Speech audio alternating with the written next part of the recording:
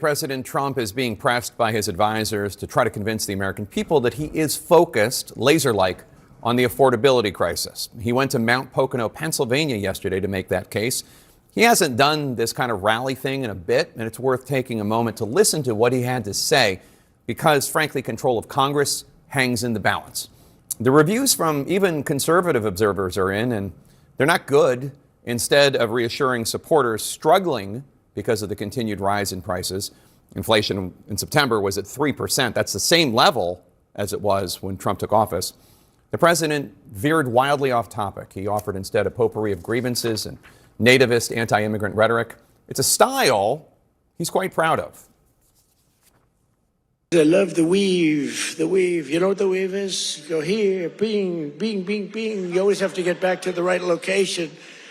But otherwise, they'll criticize you for straying from the speech. Okay, I guess that's one way to look at it. Congressional Republicans, we should note, are hoping for the White House and the president to deliver a consistent, reassuring message on the big issue of affordability. It's one that no doubt was prepared for President Trump on that teleprompter. By the way, if I read what's on the teleprompter, you'd all be falling asleep right now. The president is out on the stump because his approval numbers are plunging, and House Republicans are quite terrified about the midterm elections next year. The president's chief of staff, Susie Wiles, says the solution is to put Trump on the ballot figuratively, have the midterms be a referendum on President Trump. Do you know Susie Trump? Sometimes referred to as Susie Wiles, Susie Trump. She's the great chief of staff at the... They don't use the word chief of staff anymore because of the Indians got extremely upset. But now the Indians actually want their name used, which is true. They never didn't want it used. But the chief of staff, and she's fantastic, she said, we have to start campaigning, sir. Yeah, I'm not certain that message is going to help Republicans. Based on the content of his Pocono speech, Republicans are still worried. To say nothing of the Truth Social post the president posted after, in which he said, quote, "The New York Times and some others like to pretend that I am slowing up and maybe not as sharp as I once was or am in poor physical health. After all of the work I have done with medical exams, cognitive exams, and everything else, I actually believe it's seditious, perhaps even treasonous, for the New York Times and others to consistently do fake reports in order to libel and demean the President of the United States. They are true enemies of the people, and we should do something about it." I don't know exactly what he thinks should be done about it, and that's just part of the Truth Social post. We should note, reporting accurately on the president's quite obvious aging is neither seditious nor treasonous. This was a post on Truth Social about which former Republican Congressman Justin Amash said, quote, "If anyone else wrote something like this, it would be universally acknowledged that the person is mentally unstable." Not that the 95-minute speech that preceded the Truth Social post was any more reassuring to congressional Republicans who need a message on affordability, given continued rising prices, some of which are, frankly, caused by the president's deeply unpopular tariffs. You know, tariffs are bringing us hundreds of billions of dollars. Those hundreds of billions of dollars are being paid by American companies and you, American consumers. They're not being paid by foreign governments. They're not being paid by foreign consumers. 63% of registered voters disapprove of the president's tariffs, according to a November Fox News poll.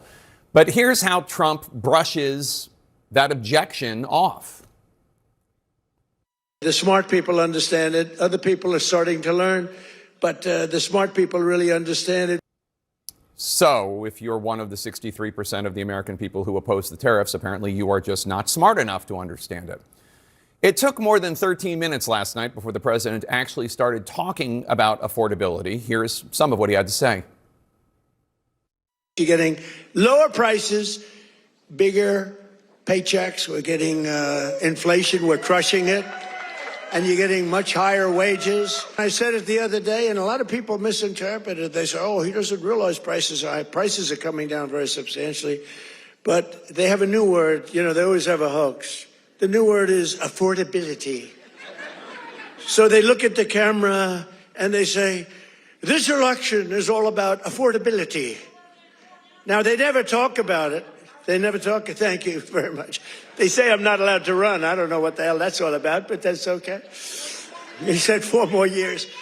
You see the new hat? We have 4 more years. 2020. We have all sorts of.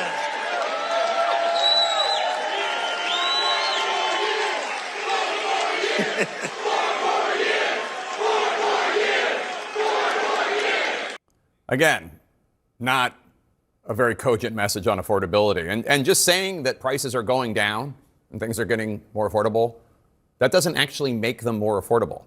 President Trump tried to blame President Biden for the current economic conditions. Blaming Biden, we should note, it's not working. Registered voters in that same Fox poll gave Trump the responsibility for the economy over Biden. 62% Trump, 32% Biden. Here's how Trump framed it. We inherited the worst inflation in the history of our country. Think of that. And we're bringing them down rapidly. Their entire agenda is about robbing working people to fund their far-left cronies and give lavish benefits to foreign migrants and illegal aliens. You can't do it. Look, we all have a heart. Now, inflation under President Biden was a big problem. It peaked in June 2022 at 9.1%. But what President Trump inherited from Biden is not 9.1% inflation. What he inherited is the same inflation rate today as it was in January. You'll also notice there how the president weaved to immigration. It's an issue where he's had more success in terms of popularity and results. The same Fox News poll has Trump at 46% approval on immigration versus 38% on the economy. So President Trump continued on that subject. I've also announced a permanent pause on third world migration, including from hellholes like Afghanistan, Haiti, Somalia, and many other countries.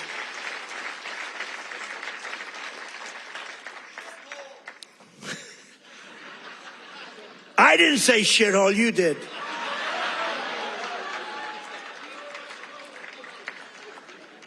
Remember I said that to the senators they came in? The Democrats. They wanted to be bipartisan. Why is it we only take people from shithole countries, right? Why can't we have some people from Norway, Sweden, just a few? Let us have a few. From Denmark. Incidentally, for those paying attention, that was President Trump admitting that he said in private in that 2018 meeting with senators that he indeed called African countries shithole countries. President Trump denied saying that back in 2018. He tweeted, "The language used by me at the DACA meeting was tough, but this was not the language used." Again, none of this is a reassuring message about affordability, nor was this. Transgender for every member in your family. If they're not feeling well that night, let's just change their sex. Okay. Now, there were times last night when you could discern in the speech, in the text, that he did seem to actually be reading on occasion the messages that his team wants him to convey. For example, that there remains much more work to be done. So we're doing it again, but bigger, better, and stronger than ever before. There's more work to do. And while overall inflation is up, he did highlight some of the prices that are coming down. So rent prices are down, dairy prices are coming down very strongly. The cost of Thanksgiving turkeys was down by 33% compared to the Biden era. That's a good stuff. We're bringing it down, and we're coming down more. We're coming down a lot more. Takes a little time to come down. He even used charts. But look at AIDS, 106%, and we got them down 15%. Look at those numbers. But you don't hear that from the fake news. You don't hear that. But just when you would think he was staying on an affordability message of some semblance of cogency, he suggested that the American people need to sacrifice for this economy. And here's how he put it. You can give up certain products. You can give up pencils. Because under the China policy, you know, every child can get 37 pencils. They only need 1 or 2, you know. They don't need that many. But you always need steel. You don't need $37 for your daughter. 2 or 3 is nice, but you don't need $37. No dolls for you. President Trump seems to have a difficult time understanding that people out there are hurting. Already, they are saying better than Lincoln, better than Washington, better than anybody. The best 10 months ever in the history of the presidency. At other times in his speech, President Trump seemed more focused on attacking anyone who has suggested that he needs to convey to the public that he understands their struggles. I went to Saudi Arabia, Qatar, and UAE. I brought back $4 trillion. They said, he shouldn't be traveling. He should focus on home. What the hell do you think I'm doing? And 250 Boeing jets. I brought back so much everything. Then they say, he should, the stupid people, they say, he shouldn't be leaving our country. Yeah, let's sit around and twiddle our thumbs. It's, no, it's sort of crazy, right?